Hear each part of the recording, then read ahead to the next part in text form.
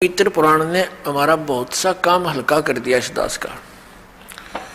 एक तो ये सिद्ध कर दिया कि ब्रह्मा और विष्णु और शिव और रुद्र महेश्वर जिसको कहते हैं ये भगवान नहीं है, ये ईश नहीं है। इसलिए दास कहता है कि तीन मुख्य रूप में दास के प्रवचनों में ये ब्रह्म समझो, एक सरब्रह्म, एक अक्षर ब्रह्म और तीसरा परम अक्षर ब्रह्म। तो इन तीन प्रभुओं का ज्ञान जब हमें होगा तो हम पूरे दातम ज्ञान को आसानी से समझ सकेंगे। ये ज्ञान हमें होगा कहाँ से? हमारे सदग्रंथों से। हमारे सदग्रंथ कौन से हैं? जैसा आपको अभी बताया, हमारे सदग्रंथ हैं, सदशास्त्र हैं, पवित्र पांचों वेद, ऋग्वेद, सामवेद, अथर्ववेद और यजुर्वेद, और पांचवा वेद सूक्ष्म वेद जो परमात्मा स्वयं आकर ज्ञान देता है। और ये हिंदू धर्म के गुरुजी बताते हैं पांचवा वेद महाभारत है। पांचवा वेद महाभारत, ये इनकी अपनी सोच है। ये पांचवा वेद महाभारत नहीं है। वैसे तो कितने वेद बना लो, ज्ञान अपनी मर्जी से, जैसे बोध माने ज्ञान ही होता है। 18 बोध 18 ज्ञान ये पुराण है। 18 बोध अलग हैं और उनमें से एक बोध पुराण है, और पुराणा के फिर 18 विभाग हो गए। इस प्रकार हमने इस तत्व ज्ञान को समझना है। प्रसंग आज चला है कि परमात्मा की प्राप्ति के लिए हम इतना कठिन प्रयत्न करते हैं। प्रत्येक मानव ये मानता है कि कोई शक्ति है जो हमें सुखी कर सकती है, कोई ऐसी पावर है। तो उसकी उस समर्थ शक्ति को किसी ने तो अपने हिसाब से किसी देव को मान लिया कि ये समर्थ शक्ति है, दूसरे ने मान लिया ये ऐसी समर्थ शक्ति है, ये है पूर्ण परमात्मा, किसी ने किसी को। तो ये निर्णय कहाँ से होगा कि पूर्ण परमात्मा कौन है? जैसे आपके समक्ष श्री ब्रह्मा जी रजगुण, श्री विष्णु सतगुण, श्री शिव जी तमगुण, ये तो रिजेक्ट हो गई, ये गॉड नहीं है, ईश नहीं है, क्योंकि इन्हीं के इतिहास में लिखा है, इनके पिता ने बोला है, सदाशिव ने कह दिया। ठीक है, अब ये सदाशिव कौन है? ये कहता मेरा एक ओम अक्षर है।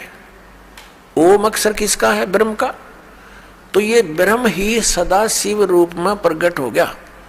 जैसे गीता ज्ञान देते समय इसने अपना वास्तविक रूप दिखाया श्री कृष्ण से बाहर निकल के, और इतना लंबा चौड़ा ऊपर तेज बहुत गड़ा इसके शरीर में, और इसके भयंकर रूप को देखकर अर्जुन जैसा योद्धा भी कांप रहा है और कह रहा है कि भगवान आप तो देवताओं को भी खा रहे हो, सिद्धों की सिद्ध भी आपके, ऋषि भी आपके सामने मंगल कामना कर रहे हैं, आप किसी को नहीं बख्श रहे हैं।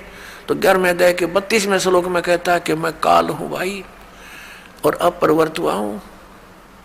श्री कृष्ण काल नहीं थे। श्री कृष्ण जी ने पहले कभी अपने आप को काल नहीं कहा, बाद में कभी उसने काल नहीं कहा। और उनके पास आकर के सब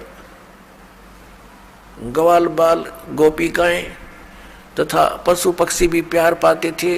तो श्री कृष्ण काल नहीं थे, ये काल था श्री कृष्ण यानी विष्णु जी के पिताजी, जो इनको भी यहाँ अज्ञान से परिपूर्ण करके रोके हुए हैं। अपनात्मा उस कौन से परमात्मा की हम भक्ति करें, इसका निर्णय हमारे सदग्रंथों में। सदग्रंथ आपको बता दिया, ये पांचों वेद, और इन 4 वेदों का निष्कर्ष संक्षेप श्रीमद् भगवत गीता में इस ब्रह्म ने ही बोला है, जो अभी विष्णु और ब्रह्मा जी को कह रहा था कि तुम ईश नहीं हो, तुमने अपने आप को ईश मानकर, कर्ता मानकर बहुत भारी गलती की है, बड़ा अचरज किया है, असंभव बात की है तुमने, कही है तुमने। तो ये भगवान नहीं है, ये तो क्लियर हो गया। और ये गीता ज्ञान दाता यही है, ब्रह्म है, सरपुरुष है, श्री कृष्ण में प्रवेश करके बोलता है। ये स्वयं कभी किसी के समक्ष नहीं आता, इसने प्रतिज्ञा कर रखी है। श्रीमद् भगवत गीता अध्याय नंबर 7 के श्लोक 24 और 25 में यही गीता ज्ञानता था, ये ब्रह्म, ये काल, सदाशिव जिसको कहते हैं, ये कहता है कि मैं कभी किसी के समक्ष अपने वास्तविक रूप में नहीं आता। मुझ अव्यक्त को यह व्यक्तिम आपनम मनन्ते, ये बेबुद्धि के लोग, मंदबुद्धि के व्यक्ति मुझे श्री कृष्ण मान रहे होंगे व्यक्ति रूप में प्रकट। आई एम नॉट कृष्ण, मैं अपनी योग माया से छुपा रहता हूँ, मैं कभी किसी के समक्ष नहीं आता। ये मेरा अनुत्तम एक नियम है, घटिया नियम है और अविनाशी अटल नियम है कि मैं कभी अपने वास्तविक रूप में, जो ये मेरा रूप है, असली मैं काल हूँ, मैं किसी के समक्ष नहीं आता। तो ये कहता है कि मुझे ये कृष्ण मान रहे हैं, मैं कृष्ण नहीं, मैं गुप्त अपने कार्य जो करता हूँ, मेरे कर्म और जन्म अलौकिक हैं। श्रीमद् भगवत गीता अध्याय नंबर 4 के श्लोक नंबर 5 और 9 में इसने स्पष्ट किया है। इसके जन्म और कर्म अलौकिक कैसे हैं, ये अभी आने वाले समय में आपको बताएंगे। यहाँ प्रसंग चल रहा है कि 3 पुरुष हैं। अब साथ में एक कंसेप्ट और क्लियर करना पड़ेगा कि कौन से सदग्रंथ हैं जिनको हम प्रमाणिक माने। जैसे उपनिषद हैं, कोई कठोपनिषद है, कोई मांडुक्य उपनिषद है। ये मांडुक्य नाम का एक ऋषि था, उसने जैसा वेदों को समझा और जो अपना भक्ति विधि अपनाई और उससे जो उसको अनुभव हुआ, उसने अपना अनुभव लिख दिया। वो उस मांडुक्य ऋषि का अपना अनुभव है। उस उपनिषद में जितना भी ज्ञान वेद और गीता से मिलता है तो वो वेद और गीता का है, बाकी का उस मांडुक्य के अपने घर का है, वो हमें मान्य नहीं है, जो वेद विरुद्ध है। ऐसे ही अन्य उपनिषद समझे आप। तो ये ऋषिकृत है और ये वेद और गीता ये परमात्मा कृत है, प्रभु कृत है। गीता जी के अंदर थोड़ी सी भिन्नता है। जैसे जो ज्ञान वेदों वाला है वो सही है, कुछ ज्ञान में इसने अपनी अटकल लगाई है। ब्रह्म ने जो वेदों में ज्ञान दिया वो तो पूर्ण परमात्मा ने दिया है, इसके अंदर फीड कर दिया, इसका उसमें कोई रोल नहीं रहा। लेकिन आगे इसने ज्ञान दिया है तो ये बीच में इसका ये कहा जाता है कि ब्रह्म दत्त, ये ब्रह्म ने दिया ज्ञान। जैसे ये जीव है, ये है तो भगवान का, और जिस माँ से जन्म ले लिया तो वो फिर उसका अधिकार मानती है कि मेरा है, ऐसा समझ लीजिए। और फिर उसी का ही कहा जाता है, बोला जाता है व्यवहार में।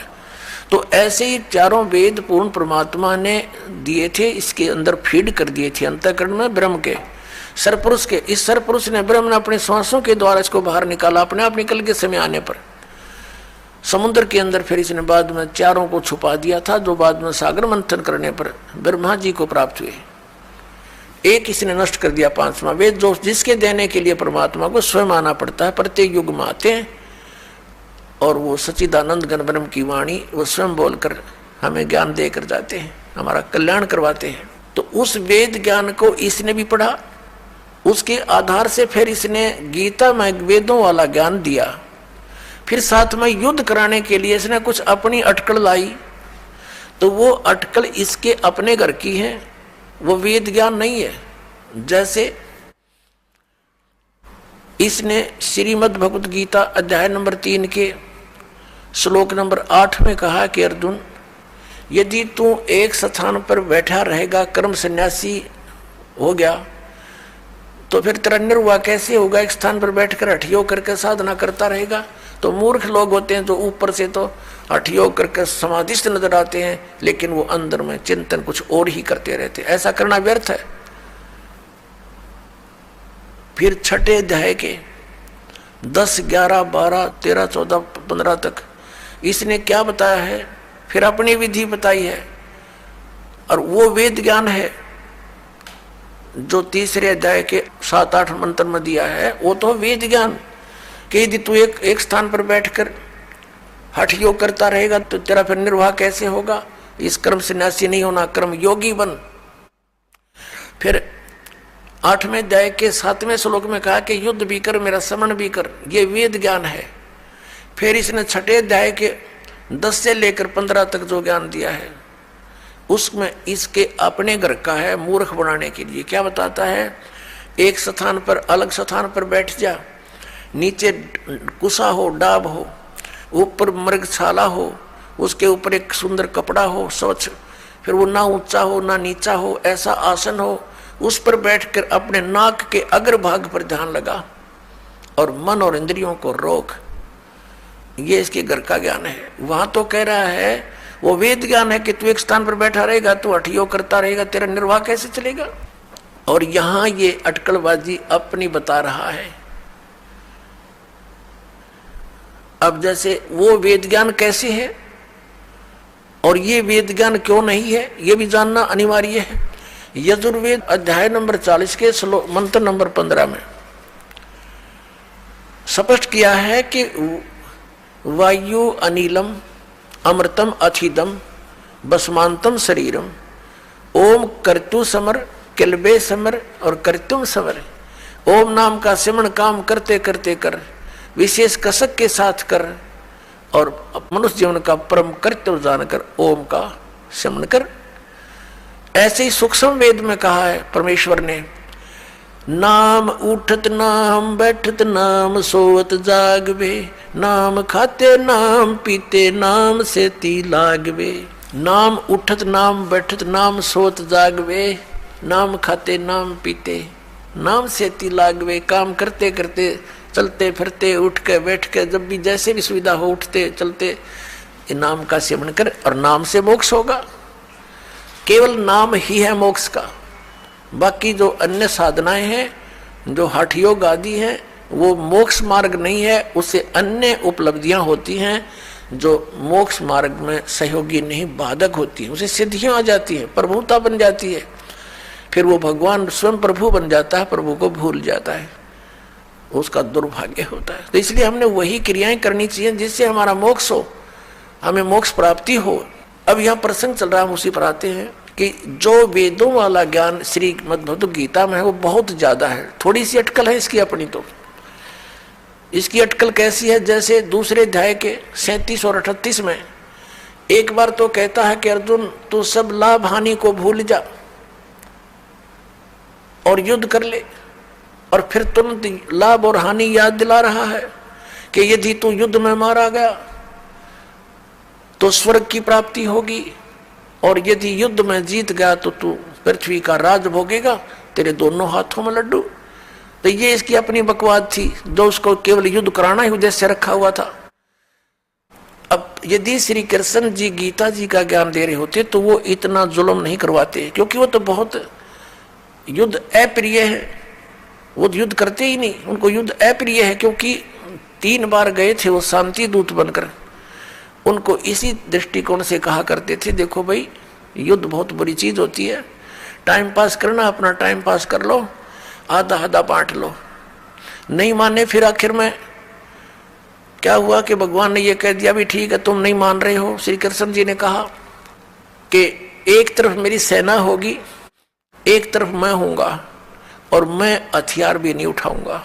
क्या वो महापुरुष और फिर ये कह सकता है, जब अर्जुन मना करे कि मैं नहीं युद्ध करना चाहता भगवान, और मैं तो ये चाहता हूं कि मुझे निहत्थे को एक तीर मार के मार दे मुझे दुर्योधन, और मेरी मृत्यु से ये अनर्थ टल जाए, भाई यहाँ तक इच्छुक हूँ, और हम तो भीख मांग कर गुजारा कर लेंगे, ऐसा जुल्म हम नहीं करेंगे। और उस समय ये कह रहा कि ना युद्ध कर, तुम मर गया तो स्वर्ग में जाओगा, और मैं युद्ध जीत गया तो राज भोगेगा। अब उसमें गंध भरने लग रहा है ये सारा।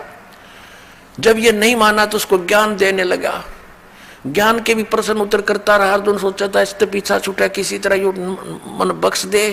अंत में जब नहीं मानता दिखा अर्जुन, तो उसने विराट रूप दिखा दिया, भयंकर। अब कलेजा फट गया उसका, अर्जुन का। और लास्ट में फिर सारा कुछ ज्ञान देकर अपना और कुछ वेदों का ज्ञान तो है इसमें अधिक। फिर लास्ट में 18 में जाए के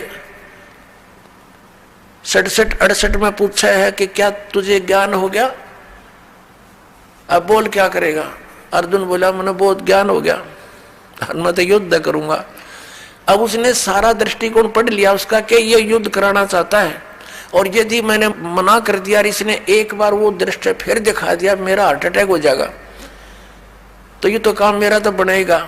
इसलिए अर्जुन ने कह दिया ठीक है भगवान, जो आपकी आज्ञा होगी वही करूंगा, और नाश करा दिया। अब हम आते हैं उसी निष्कर्ष पर अपने आज के विषय पर। आज का विषय है कि हम परमात्मा की खोज में लगे हैं, और जाके ऊपर एती बीती और कैसा है वो देश, अनल हक कहता चला मंसूर फांसी प्रवेश, और जाके ऊपर ऐसी बीती कैसा होगा वो देश। हमें बताना चाहते हैं कि जिस देश को, जिस स्थान को पाने के लिए एक महापुरुष के ऊपर इतना बीता, ऐसा संघर्ष किया उसने, तो कैसा होगा वो देश। किसके विषय में? श्रीमद् भगवद गीता अध्याय नंबर 15 के श्लोक नंबर 4 में कहा कि अर्जुन, जब तत्वदर्शी संत तुझे मिल जा, उस तत्व ज्ञान रूपी शस्त्र से इस अज्ञान रूपी अंधकार का नाश करके उसके पश्चात परमेश्वर के उस परम पद की खोज करनी चाहिए, जहां जाने के बाद साधक फिर लौटकर कभी संसार में नहीं आते। और जिस परमेश्वर ने सर्व ब्रह्मांडों की रचना की है, संसार रूपी वृक्ष की प्रवृत्ति जिससे विस्तार को प्राप्त हुई है, भावार्थ है कि जिसने सारे ब्रह्मांडों की, सब प्राणियों की, सबकी उत्पत्ति की है, और मैं उसी की शरण हूँ, केवल उसी की भक्ति करनी चाहिए। गीता ज्ञानदाता स्पष्ट कर रहा, अपनी भक्ति तो उसने बता दी अलग से 8वें अध्याय के 13वें श्लोक में कि मेरा तो एक ओम अक्षर है, नथिंग एल्स। इसकी भक्ति करने से ब्रह्मलोक प्राप्ति होगी, वो परम गति है। वहां जाने के बाद भी फिर वापस आना होगा, ब्रह्मलोक में गए हुए प्राणी भी वापस आते हैं। और गीता ज्ञानदाता दूसरे अध्याय के 12वें श्लोक में और चौथे अध्याय के 5वें श्लोक में और 9वें श्लोक में, 10वें अध्याय के दूसरे श्लोक में गीता जी में कहता है कि अर्जुन, तेरे और मेरे बहुत जन्म हो चुके हैं, तू नहीं जानता, मैं जानता हूं। मेरे कर्म और जन्म अलौकिक है। इससे सिद्ध होगा कि इस गीता ज्ञानदाता कहता 8वें अध्याय के 13वें श्लोक में, ओम इति एकाक्षरम ब्रह्म व्यवहारण माम अनुसमरण ये प्रयाति तजमदेहम स याति परमाम गतिम।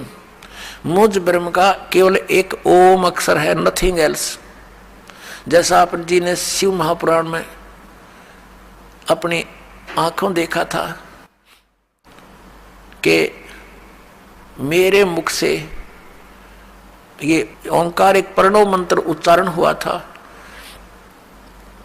और ये एक अक्षर हो गया इन ए उ में बिंदु नाद से मिलकर इन 5 अवयों से एक ही भूत होकर के ये एक अक्षर हो गया, ओम अक्षर हो गया।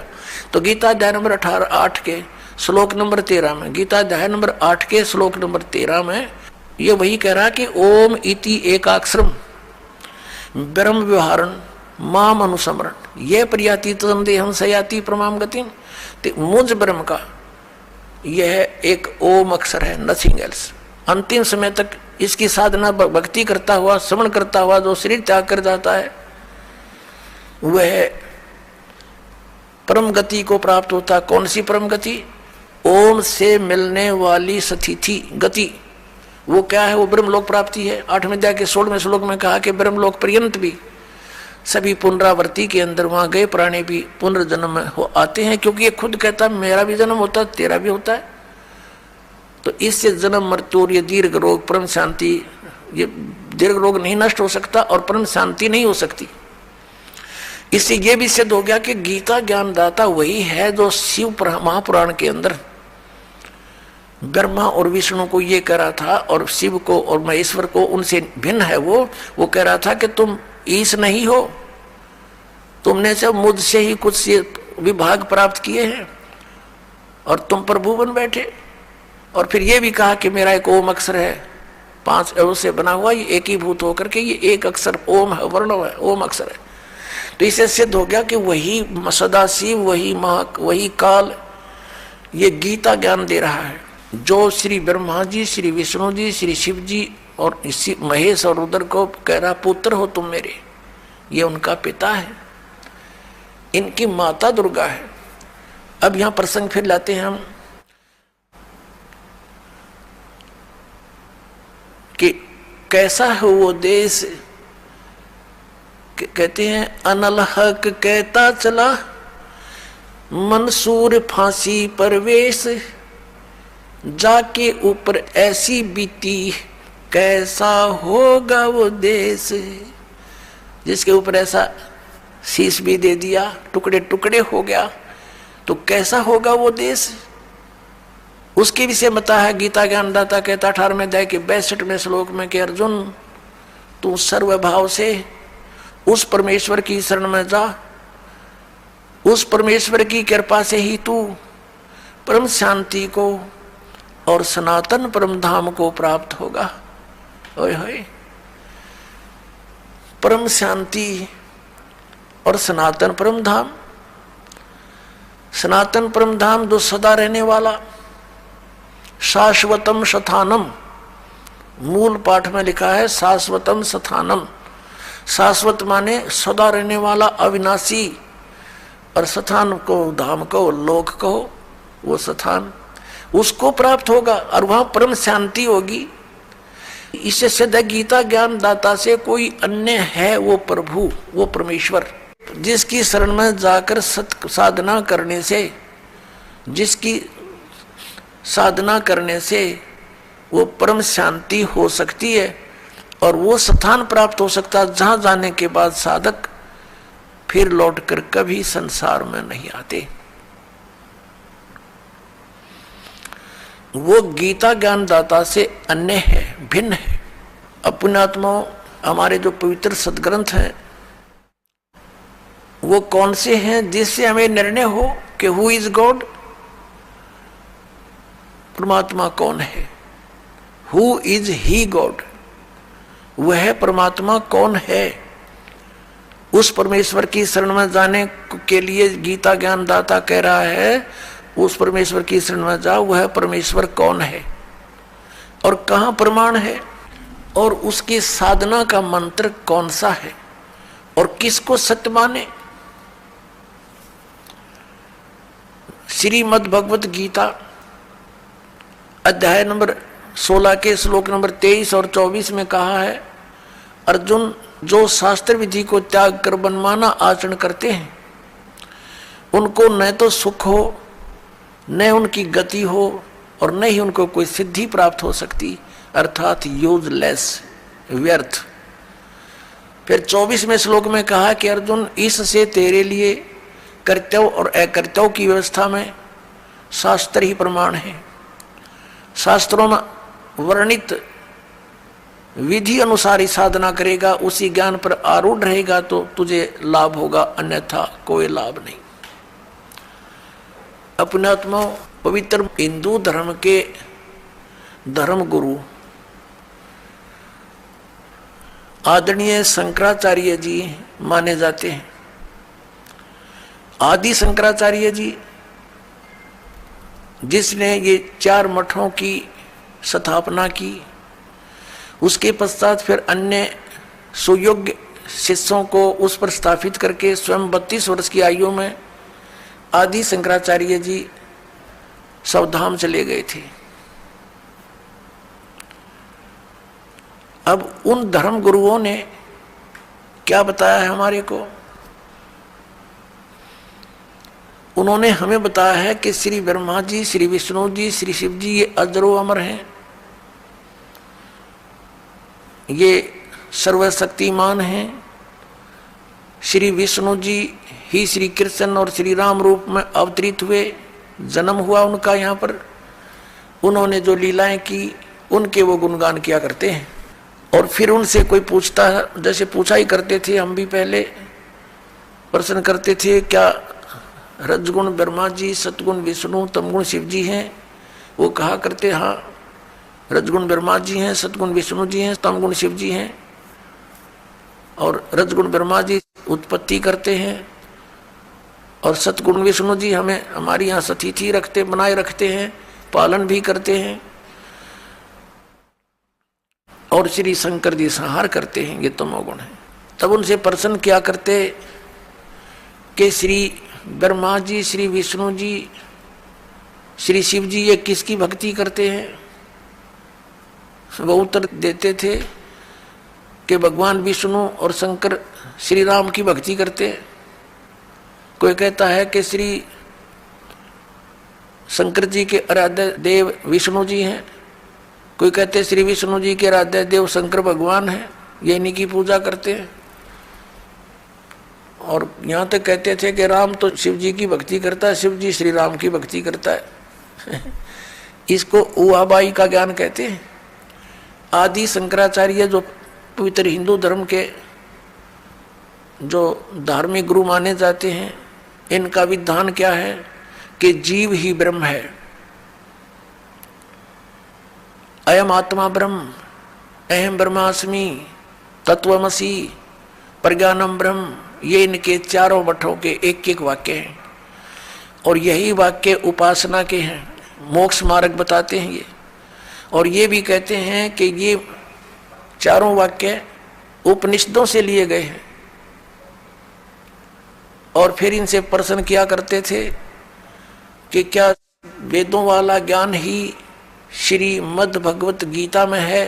संक्षेप में हाँ, ये स्वयं ही बताते थे कि चारों वेदों ऋग्वेद, यजुर्वेद, सामवेद, अथर्ववेद का संक्षेप में ज्ञान है श्रीमद् भगवत गीता, जो भगवान श्री कृष्ण ने बोला, इनका कहना था।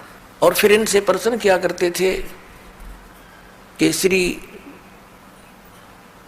मद् भगवत गीता के अंदर जो वर्णित विधि है, हमें मोक्ष मार्ग बताइए। तो ये क्या बताया करते? गीता जी का पाठ करो नित्य, मोक्ष मार्ग बताते हैं ये। गीता जी का पाठ करो नित्य, एक अध्याय जितना भी कर सकते हो, तुम्हारा मोक्ष हो जाएगा।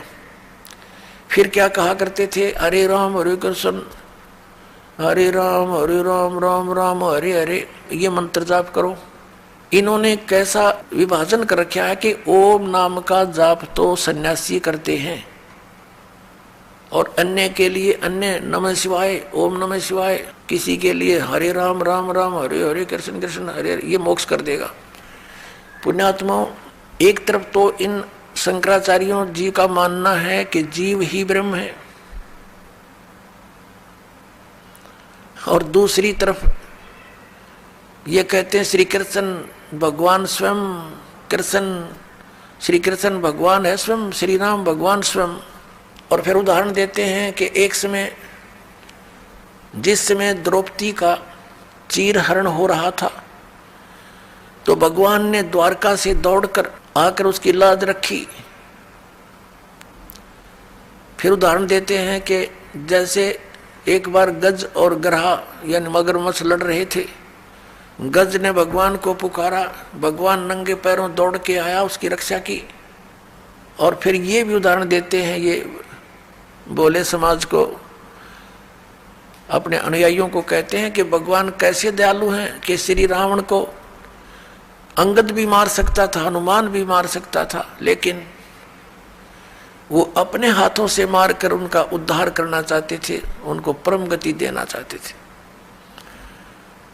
ऐसे ही कंस को भी अपने हाथों से मारकर उसको परम गति दी, क्योंकि भगवान के हाथों से मरने से परम गति हो जाती है। पुण्यात्माओं, ये कोई बात हो इनकी? ये कोई ज्ञान है? कोई आधार है इनकी ज्ञान का? एक तरफ तो कह रहे हैं जीव ही ब्रह्म है, तुम ब्रह्म, तुम स्वयं ही परमात्मा है। जैसे एक उदाहरण देते हैं, ये इनके इतिहास को दास ने पढ़ा, इनके सदग्रंथों को देखा, उदाहरण दे रखा है कि एक व्यक्ति, एक शिष्य गया गुरुजी के पास कि मैं किस देव की, किस भगवान की उपासना करूं, मुझे उसका ज्ञान कराइए।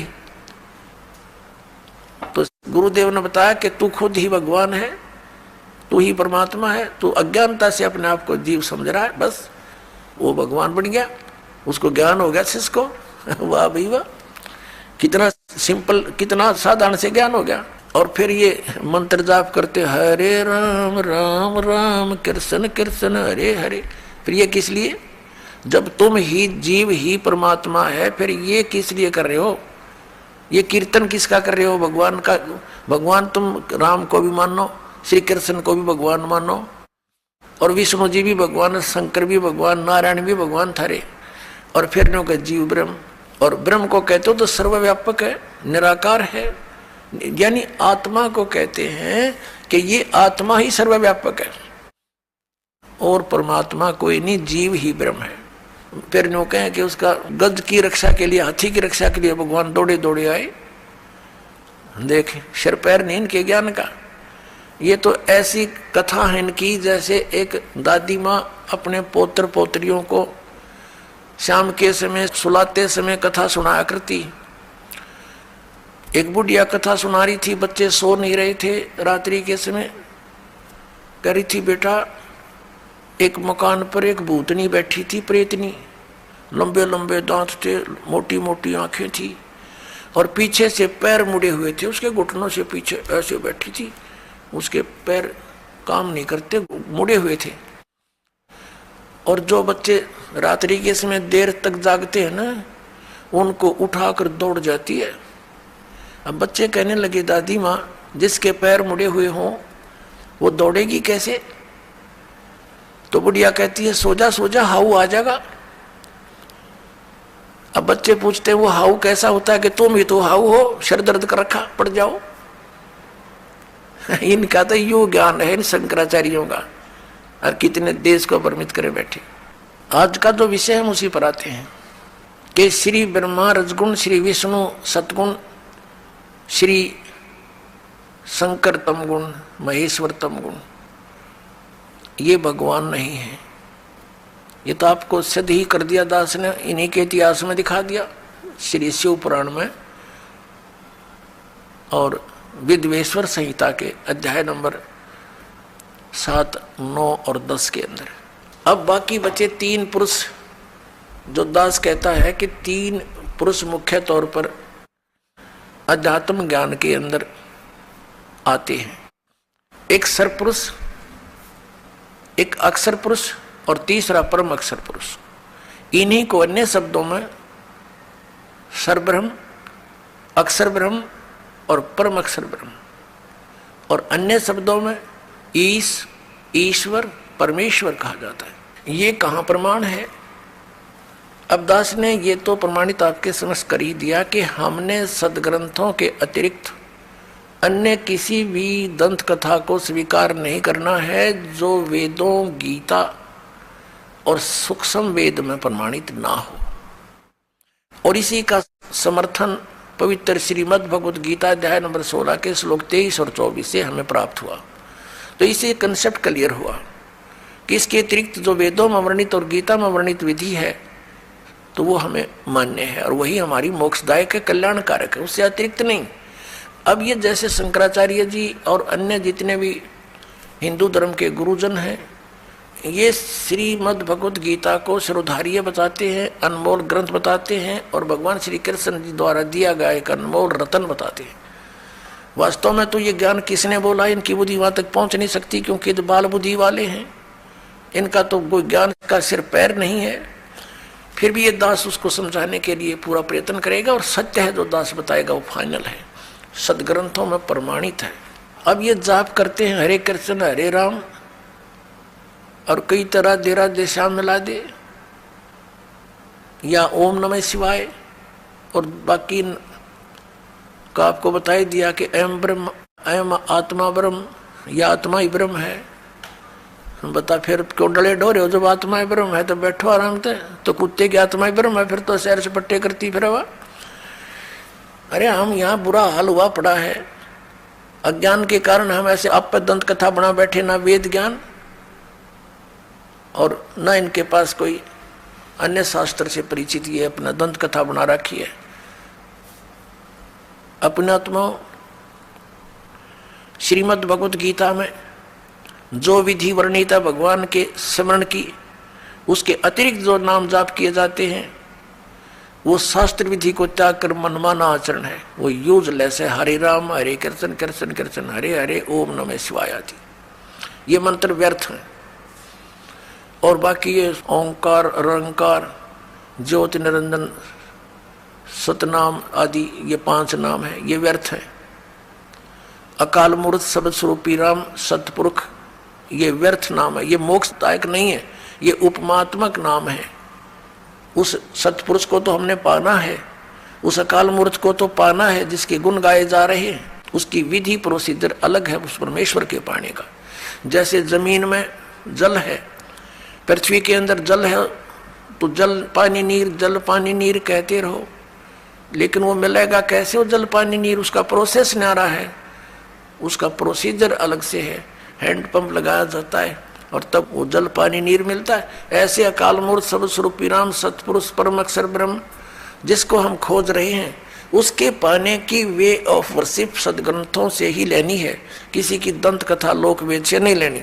श्रीमद् भगवत गीता में 8वें अध्याय के 13वें श्लोक में लिखा है कि ओम इति एकाक्षरम ब्रह्म व्यवहारण माम अनुसमरण यह परियाति तजन देहम स याति परमाम गतिम।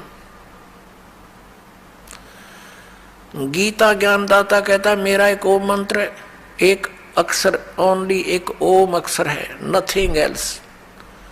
और इससे वो परम गति होगी जो ओम से हो सकती है। ओम से कौन सी होगी? ब्रह्म प्राप्ति, ब्रह्मलोक प्राप्ति। और ब्रह्मलोक में गए हुए प्राणी भी पुनरावृत्ति के अंदर है।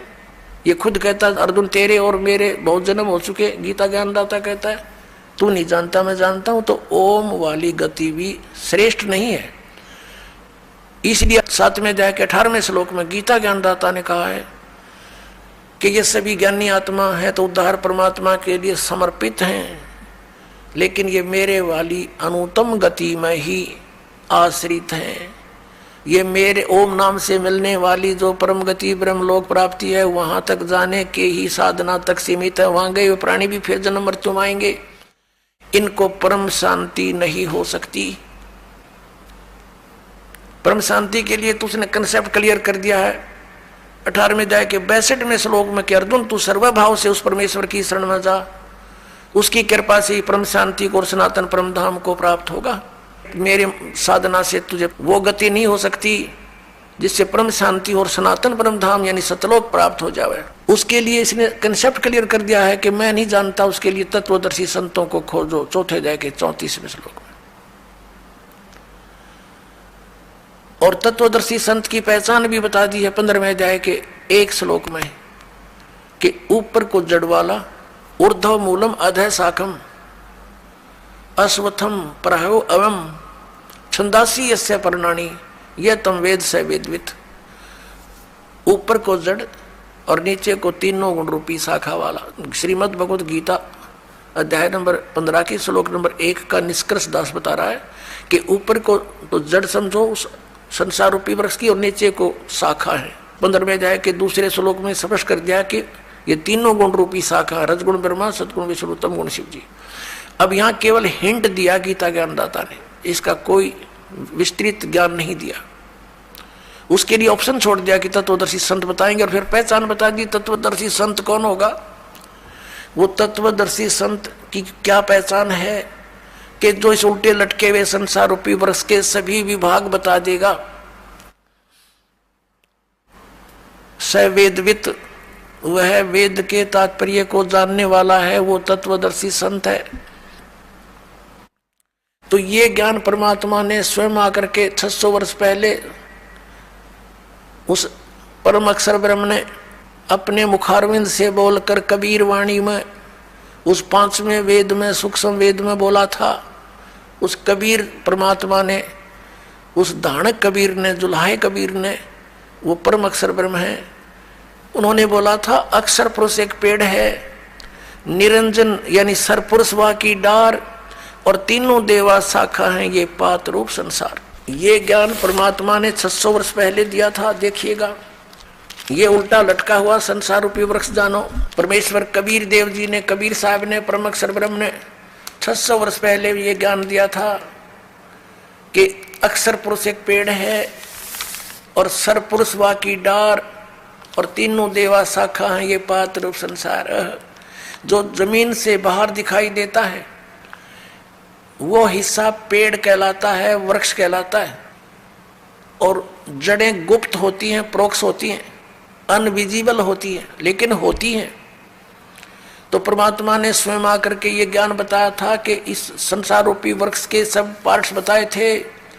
अक्षर पुरुष एक पेड़ है, ये तना समझो, ये अक्षर पुरुष है, क्योंकि इसके ऊपर फिर सब शाखाएं और टहनी और पत्ते और फल लगते हैं। तो अक्षर पुरुष समझो, तना है उसका। कबीर गॉड गिवन ज्ञान है ये सूक्ष्म वेद। कबीर अक्षर पुरुष एक पेड़ है, निरंजन इसको सरपुरुष भी कहते हैं, हुआ की डार, और तीनों देवा रजगुण ब्रह्मा सतगुण विष्णु तमगुण शिव जी ये शाखा हैं, और पात रूप संसार ये तना है अक्षर पुरुष। इसके फिर मोटी डार निकली, इसको जानो सरपुरुष, ये ब्रह्म, सरब्रह्म भी कहते हैं इसको, सरपुरुष या सरब्रह्म। ज्योत निरंजन भी इसी का, इसको कहते हैं, काल भी इसी को कहते हैं। और इसकी 3 शाखाएं फिर निकली, रजगुण ब्रह्मा, सतगुण विष्णु और तमगुण महेश यानी शिव, और पात रूप संसारे।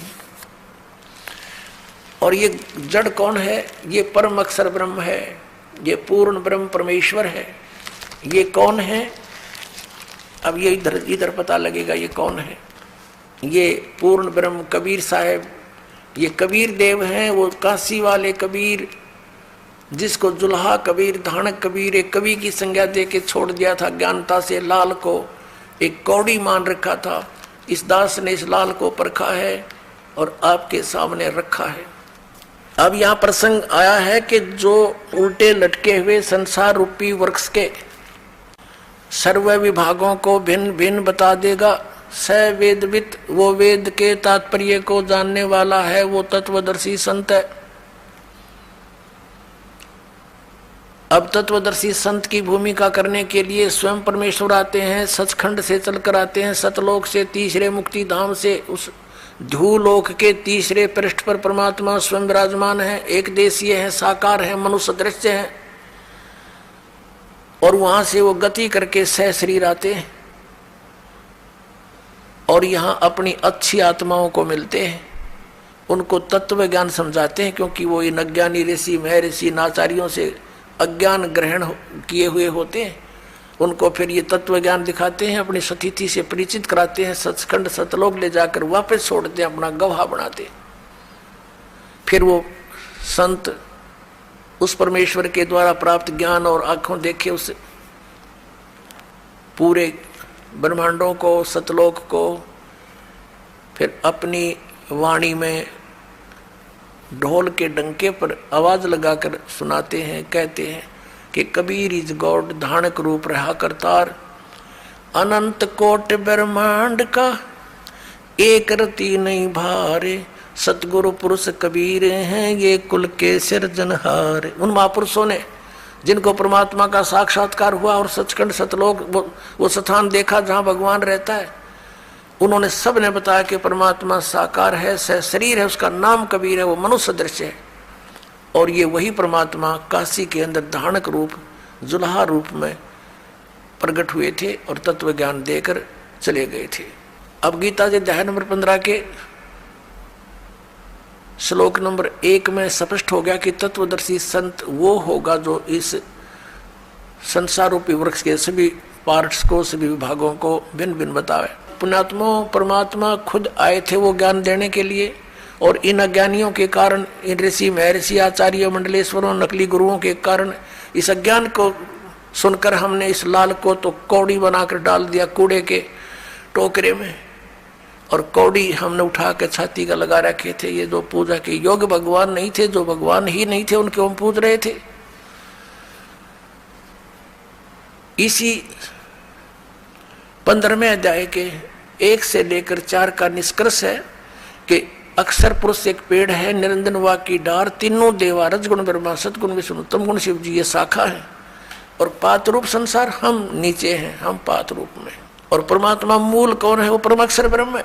उसको परमाक्षर पुरुष कहो, चाहे परमाक्षर ब्रह्म कहो, चाहे उसे परमेश्वर कहो, परमेश्वर अब फिर क्या बताया है कि 15वें अध्याय के 4थे श्लोक में कहा कि उसके पश्चात उस तत्व ज्ञान रूपी शस्त्र अर्थात उस अज्ञान नाशक हथियार के द्वारा इस अज्ञान का नाश करके, यानी तत्व ज्ञान समझकर उसके पश्चात परमेश्वर के उस परम पद की खोज करनी चाहिए, जहां जाने के बाद साधक फिर लौटकर कभी संसार में नहीं आते, उनको पूर्ण मोक्ष प्राप्त होता है। और जिस परमेश्वर ने सब ब्रह्मांडों की रचना की है, अब गीता ज्ञानदाता तो इस संसार रूपी वृक्ष के यानी ब्रह्मांडों का रचनहार भी नहीं है, क्योंकि गीता के अध्याय नंबर 15 के श्लोक नंबर 3 में कहा कि अर्जुन, इस संसार रूपी वृक्ष का यानी सारे ब्रह्मांडों की जानकारी मैं नहीं जानता।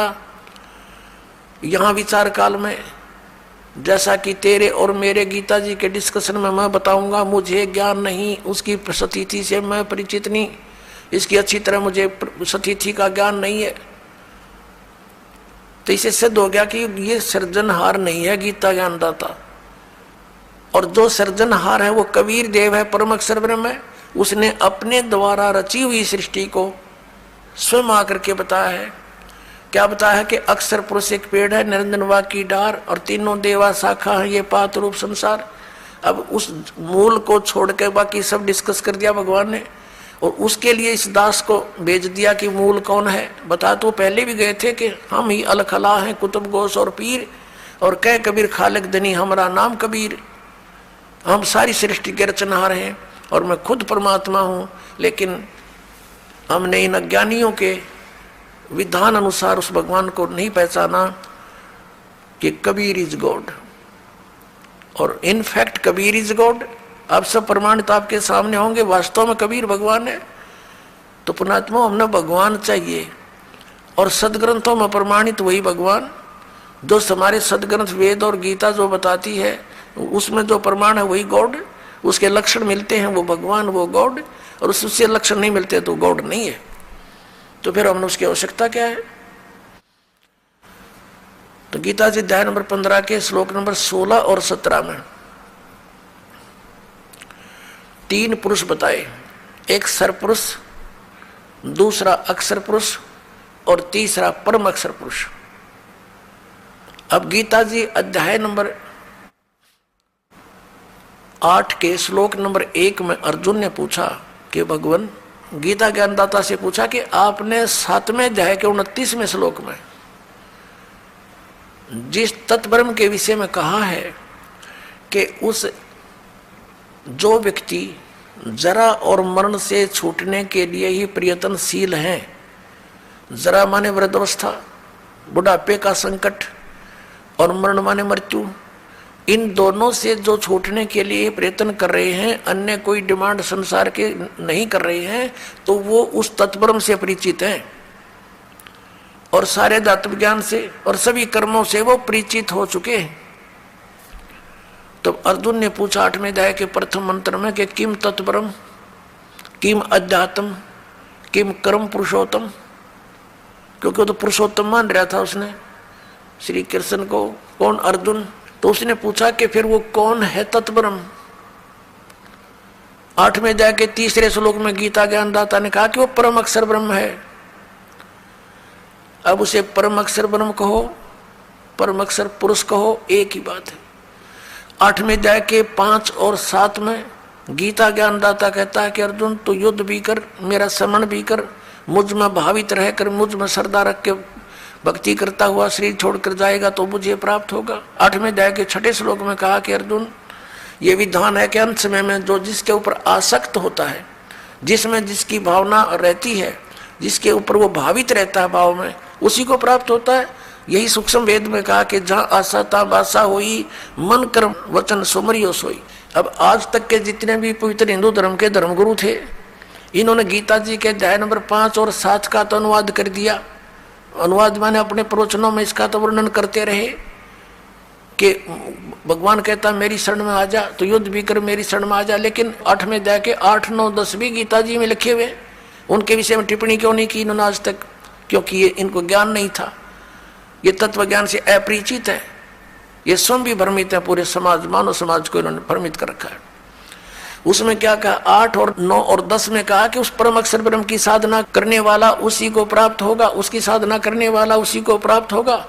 उसके मंत्र के बारे में 17वें अध्याय के 23वें श्लोक में कहा कि उस सच्चिदानंद घन ब्रह्म के पाने का इस 3 मंत्र की साधना है, 3 मंत्र की का जाप करना है। ओम तत्सत इति निर्देश है ब्रह्मण तिर्विध समर्थ। ब्रह्मण माने सच्चिदानंद घन ब्रह्म का, इस ओम तत्सत ये 3 मंत्र का जाप 3 विधि से करने स्मरण करने का है। 3 विधि है इसके स्मरण करने की। और ओम तो ये सरपुरुष का, सरब्रह्म का, ब्रह्म का कहो, ये तो सार्वजनिक रखा है। और तत् और सत ये सांकेतिक है, ये दास बताएगा इस पृथ्वी पर। इस दास के अतिरिक्त किसी के पास ये यथार्थ मंत्र नहीं है, और ना यथार्थ ज्ञान है। आज तक किसी के पास नहीं था, या तो भगवान के पास था, भगवान ने जब स्वयं आकर बोला था, या उन महापुरुषों के पास था जो उनसे परिचित हुए थे। उसके पश्चात ये बिल्कुल लुप्त प्राय हो गया था। उसको पुनः जागृत करने के लिए इस दास की सेवा दी परमेश्वर ने। इस दास को भेजा है आप पुण्यात्माओं के तक इस सत संदेश को पहुंचाने के लिए।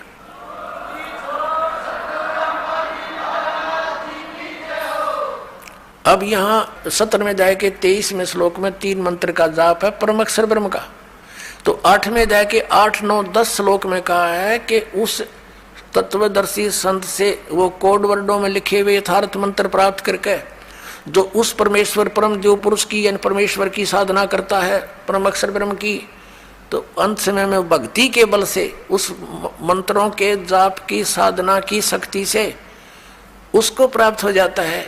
उस परमात्मा को प्राप्त करके फिर दोबारा संसार में नहीं आते, उनका जन्म मृत्यु सदा के लिए समाप्त हो जाता है। गीता ज्ञानदाता अपनी साधना और अपनी स्थिति से तो स्वयं परिचित करा रहा, अपनी गति से भी, कि अर्जुन तेरे और मेरे बहुत से जन्म हो चुके, तू नहीं जानता मैं जानता हूँ। इसे सिद्ध है कि गीता ज्ञानदाता की भक्ति साधना से परम गति नहीं हो सकती। इसलिए 7वें अध्याय के 18वें श्लोक में गीता ज्ञानदाता अपनी गति को यानी ओम नाम से होने वाली परम गति को अनुत्तम कह रहा है कि अश्रेष्ठ है, व्यर्थ है। अपनात्माओं 15वें अध्याय के 16 और 17 श्लोक में 3 प्रभु गति क्लियर हैं। 3 पुरुष, एक सरपुरुष, एक अक्षर पुरुष। और सरपुरुष और अक्षर पुरुष के विषय में बताया कि ये भी दोनों नाशवान हैं और इनके अंतर्गत जितने प्राणी हैं वो भी नाशवान हैं। आत्मा किसी की मरती नहीं, वो तो विषय अलग है। कुत्ते की भी ना मरती, न तो गधे की भी नहीं मरती, आत्मा अलग है। तो कहने का भाव यह है कि सरपुरुष भी नाशवान, अक्षर पुरुष भी नाशवान। वैसे अक्षर पुरुष का अर्थ होता है अविनाशी, लेकिन ये भी व्यर्थ, ये भी नाशवान है, लेकिन ये काफी चिरस्थायी है, इसका जीवन बहुत लंबा चौड़ा है। आने वाले समय में आपको एक कंसेप्ट भी क्लियर करेंगे कि कितना अविनाशी है। इसलिए 15वें अध्याय के 17वें श्लोक में उस परम अक्षर ब्रह्म के विषय में कहा है, परम अक्षर पुरुष के विषय में कहा है कि उत्तम पुरुष है तू अन्य परमात्मा इति उदाहरत है। यह लोक तरम अविषय विवर्ती अवैश्वर है। उत्तम पुरुष यानी श्रेष्ठ परमात्मा प्रभु तो कोई अन्य है। ऊपर 15वें अध्याय के 16वें श्लोक में वर्णित सरपुरुष अक्षर पुरुष से कोई अन्य है और है, और वही परमात्मा का कहलाता है। परमात्मा माने भगवान, श्रेष्ठ आत्मा। अपने आत्मा जहां हम रह रहे हैं यहाँ ये परमात्मा के लक्षण है। किसी की टांग टूट गई, किसी का कैंसर हो रही है, किसी का बेटा मर गया, किसी की बेटी मर गई, किसी का पूरा परिवार नाश हो गया एक्सीडेंट या किसी अन्य कारण से, तो क्या ये परमात्मा का स्थान है? परमात्मा का अर्थ है तो दुख ना दे, सुख ही सुख दे, उसको भगवान कहते हैं। तो यहाँ लिखा है कि वो तीसरे नंबर का जो परम अक्षर ब्रह्म है, परम अक्षर पुरुष है, वो है वास्तव में भगवान, वो परमात्मा कहा जाता है। और ये लोग तिरमावी से विवर्ती, जो तीनों लोकों में प्रवेश करके सबका धारण पोषण करता है। जैसे संसार रूपी उल्टे लटके हुए वृक्ष की जड़ें ऊपर हैं, यानी वो परम अक्षर ब्रह्म है, ऊपर तीसरे मुक्ति धाम में रहता है, ध्रुवलोक के तीसरे पृष्ठ पर विराजमान है, वहां रहता है। और वहां से वो जड़ समझो सारे संसार की, उससे सब उत्पत्ति हुई है, वही सबका धारण पोषण करता है। जैसे वृक्ष को जड़ से मूल से ही आहार प्राप्त होता है, सब पूरे पेड़ का पालन जड़ से ही होता है, मूल से होता है। तो वो मूल तो परम अक्षर ब्रह्म है, उसको परम अक्षर ब्रह्म कहो, परम अक्षर पुरुष कहो। और तना यो अक्षर पुरुष है, और उसके बाद डार जो है वो सर पुरुष है, ये ब्रह्मा विष्णु महेश का पिता। और उसके फिर 3 पुत्र हैं, 3 शाखा है उसकी, उस डार की, रजगुण ब्रह्मा, सतगुण विष्णु, तमगुण शिव जी। और उससे आगे फिर ये यहाँ के जितने भी जीव हैं वो लटके हुए हैं। तो ये कंसेप्ट क्लियर हो गया कि इस भक्ति मार्ग के अंदर ये 3 पुरुष हैं, सर पुरुष, अक्षर पुरुष और परम अक्षर पुरुष। और परम अक्षर पुरुष की साधना के लिए यो गीता ज्ञानदाता स्पष्ट करा कि उसकी शरण में जा, उसकी साधना कर, उसी से पूर्ण मोक्ष होगा। फिर अन्य की साधना किस लिए हम करते हैं, अन्य की पूजा किस लिए करते, अज्ञानता के कारण। तो इस तत्व ज्ञान से और इस दास से आपको पता लगेगा कि हु इज गॉड, वो कौन है परमात्मा, और क्या उसकी पूजा की विधि कौन सी है। तो फिर थोड़ा सा काम रह जाएगा भक्ति करनी। और वो भक्ति इतनी आसान है, नाम उठत नाम बैठत नाम सोवत जागवे, नाम खाते नाम पीते नाम सेती लागवे। जैसे हठियों किया करते थे, खड़े होकर तपस्याएं करते थे, ये कोरी बकवाद थी।